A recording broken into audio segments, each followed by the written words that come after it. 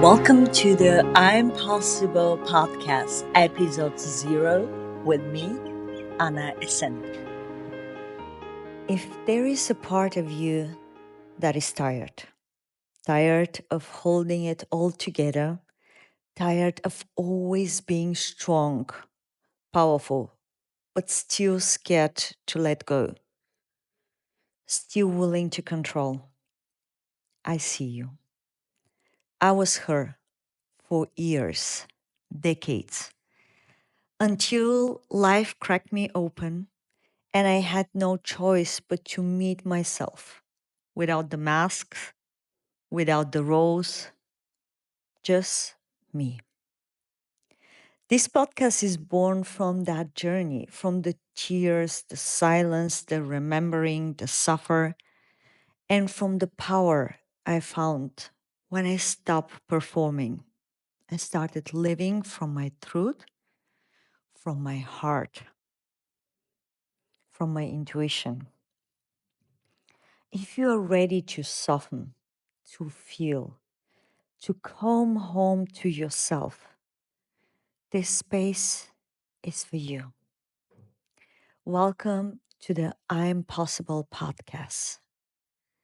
This is the podcast where I will be sharing life stories from my personal experience, from interaction, from amazing reflection and wisdom that help me start seeing that the life that it seems to be impossible to have a balance in all the areas of my life, to have the possibility to be a strong woman and yet graceful and gentle, to set boundaries and yet with compassion, to create an outside success and this fully aligned with my inner wisdom. It's just the stories and experiences that help me realize that the answer in the impossible life lays within it. And that is the I am. Because in the word impossible, it begins with I am. So that means I realized that for me, the only way to create my impossible but yet desirable life is by anchoring my I am presence. It's the I am possible life I'm creating. It's the alignment and also the beautiful connection between my ego and my soul, between the earthly desires and my inner inspiration beyond this body, mind, and energy. And I'm so happy that you are here because I know that when we see ourselves in the story of others, it helps us come back more to ourselves. And I hope that through my story, through my shared experience and observation and reflection, that you can take those stories and you allow those experiences and moments to touch your heart and to remember, to help you remember who you are.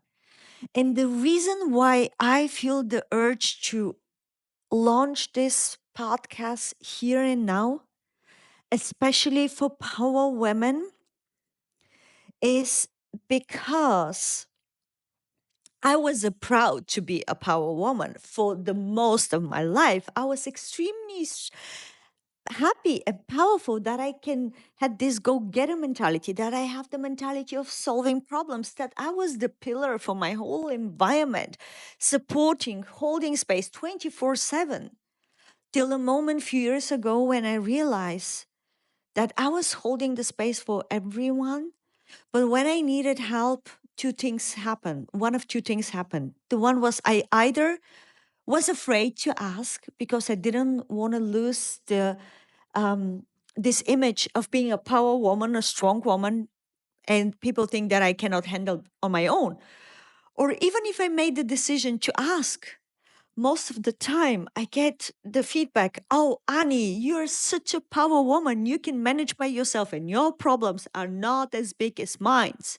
But mine. And then I ended up with a bucket full of problems from the people, from the person I was requesting the support in this moment. And I wasn't expecting them to play my my challenges down. I was expecting them to hold the space for me, to see me and to support me the way I was supporting them.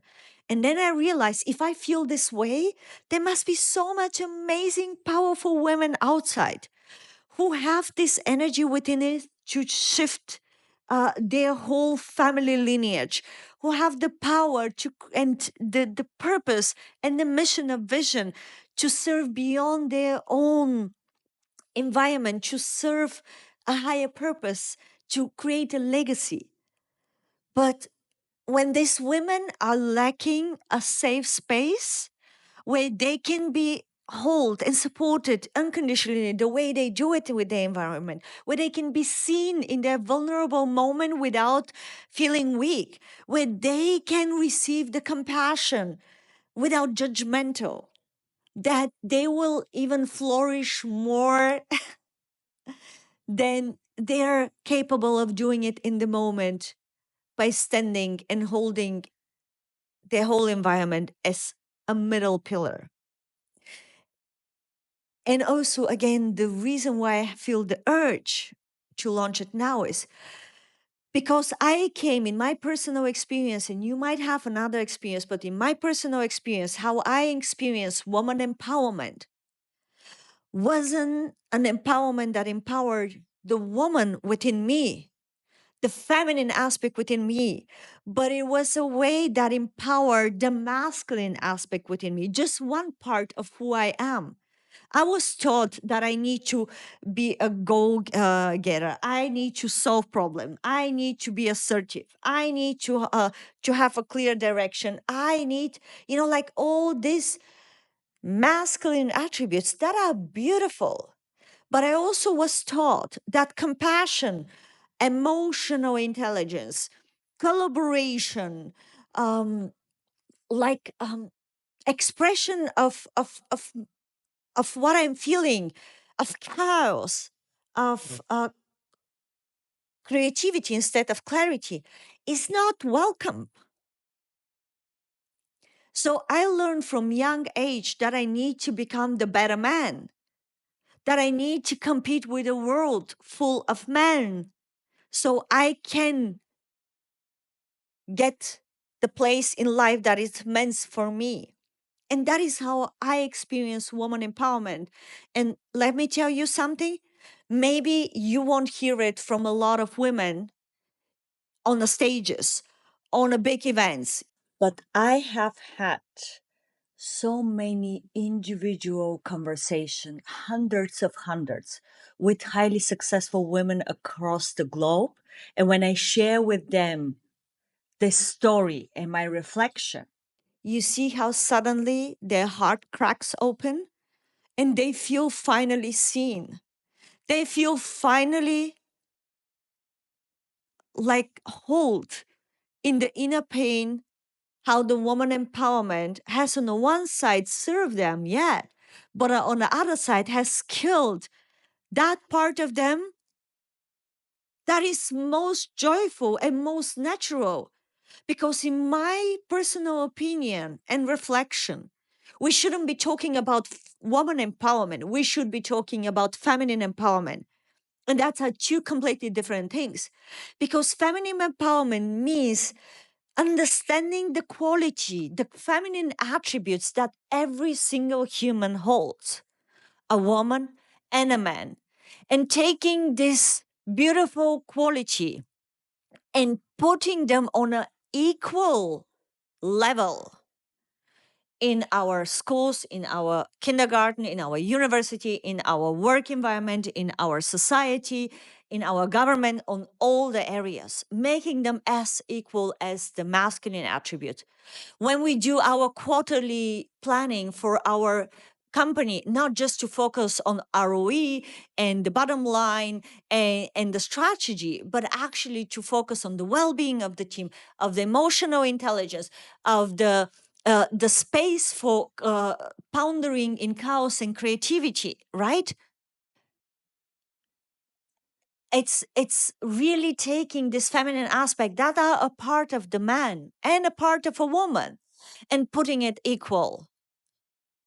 Because by doing so, what will happen is that we don't need then a woman empowerment to have a 30% women in the leadership position forced by government, as I experienced it in the country where I live over 22 years in Germany. But the women will raise naturally in leadership position because they will act out of their natural energies, the feminine energies in combination with the masculine, but also a man will allow to express their feminine side. But because the women for us is more natural, we will start instead of competing with men and competing with our women, because what happened with this woman empowerment that it made women to become the better men or try to make them, so they became even more competitive between women. You know how many times I was talking to women that was saying, I don't want to work with women because they're bitchy, because they're like not allowing other women to grow, they're afraid, they're in competition because of the woman empowerment, right? Because a power woman is not born, she's raised to be guarded. A strong woman, a sovereign woman, that is a woman who is fully acknowledging and staying in her divine attributes. But a power woman is a woman that is made to be a man and taught to decline her feminine aspects. So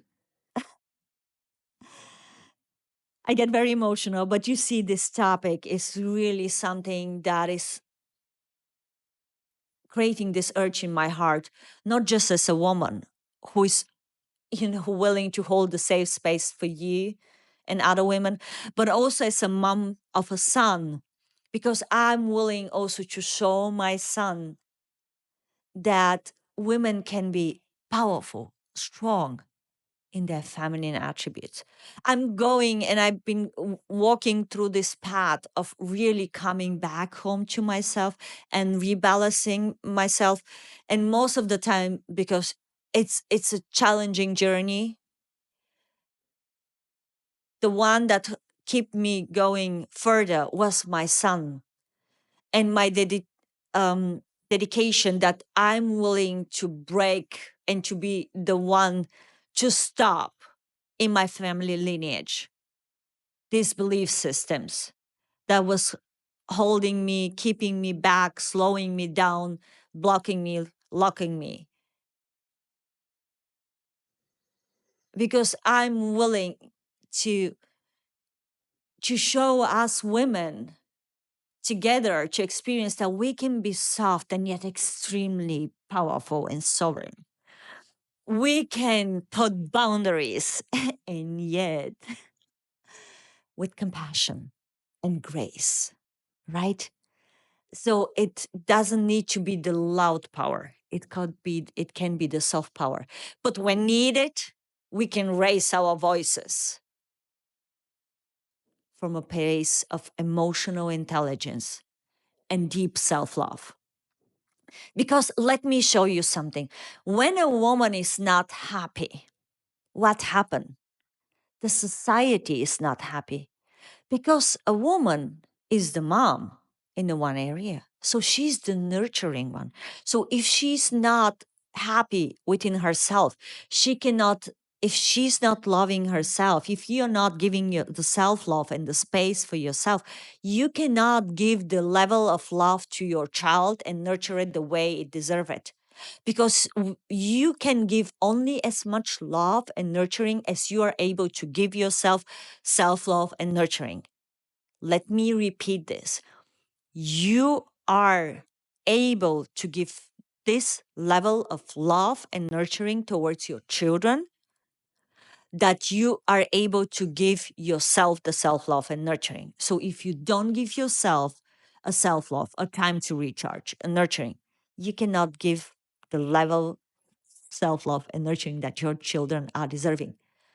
The same way, if you are not happy, if you're not self accepting you fully with your whole story, with the shitty moments and the celebrating beautiful moment, with the shame and the guilt and the failure and the gratitude and the expansion and then the growth, right?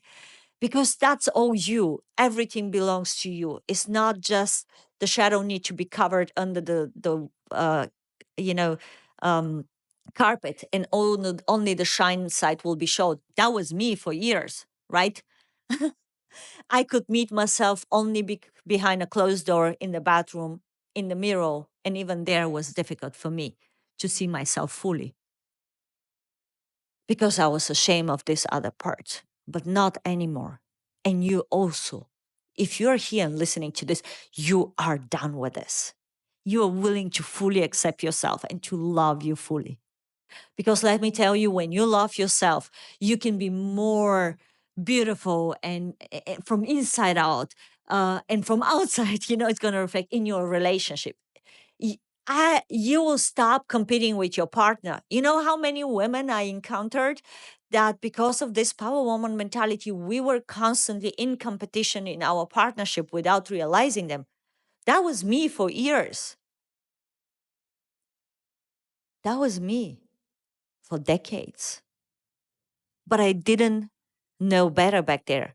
I didn't have anybody to hold me the mirror, the as I'm holding hopefully the mirror for you, not to judge me, but just to allow me to see it and to make a conscious choice whether I'm willing to go on this path or not. On the first place for me, on the second for my child, on the third for my partner, and on the fourth for my whole family, for my sisters, for my parents, right? Because the more I start loving me, the more capacity I had to love my parents, even seeing them in their failure, in the moments where they created trauma in my life or challenges. I understood that in every given moment,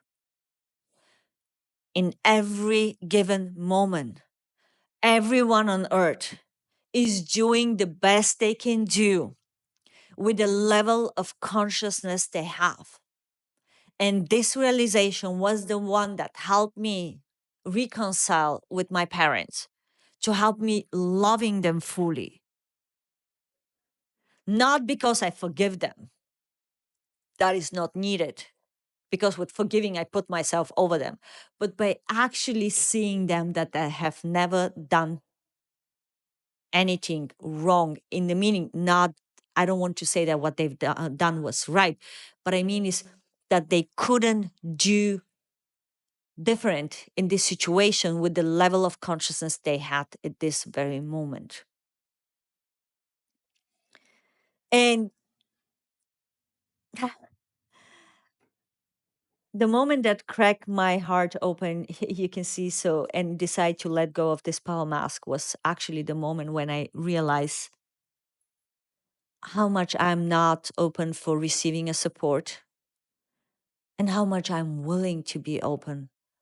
And that started the whole journey of acknowledging more and more my feminine aspects, because the feminine aspect is the receiving aspect. I wasn't able to receive compliments. I wasn't able to receive support, and I was constantly giving. So I was constantly masculine energy over and over and over again. But I never allowed to receive. And thank you so much for being here. Thank you for willing to meet yourself fully naked and to really embody your I am, to see your ego and to love it, and to see your soul and to love it and to combine it and to use the power of both in creating your I am possible life and moving away from the perception that is impossible. It's not about killing the ego. I was trying this for years. I can tell you that doesn't work because the ego is the part that hold us, keep us alive in this life. The ego just has lost the direction or the blueprint that it was designed for. And it wasn't designed for to keep us, you know, locked in the past memories. It wasn't designed to try to predict the future. It was designed to just keep us alive in this moment. Because when you stay in the street full of cars, the ego is the one that will tell you, don't cross the street in this moment. Wait for the light to turn green so you can pass safely. That is the ego holding you safe here and now. And when you remind the ego what is its task and responsibility and allow your intuition, your soul, your inner guidance, your higher self, call it as you want it, it's just words, right? And you're allowed to become an amazing team together. Oh my God, happiness and beauty opens. I'm having goosebumps when telling you. Synchronicity start flowing from different direction. And that is where we sit in awe. And you're going to sit in awe. You're saying, how all of this happened? I hope you're not just listening to my words now, but actually feeling the energy that is coming through my body, through my voice, infusing it here. I'm so grateful and I love you that you decided to go on this journey. And I'm so grateful that you decided to invite me in your life to be in a reflection, a mirror that helps you remember your exquisite essence, your unique essence. See you in the next episode. I love you. I see you with joy.